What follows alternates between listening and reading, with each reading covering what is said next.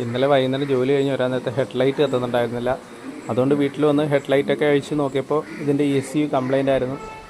അപ്പോൾ ഇതിൻ്റെ full electrical system full control ചെയ്യുന്നത് ഈ പറഞ്ഞ യൂണിറ്റ് വഴിയാണ്, ECU.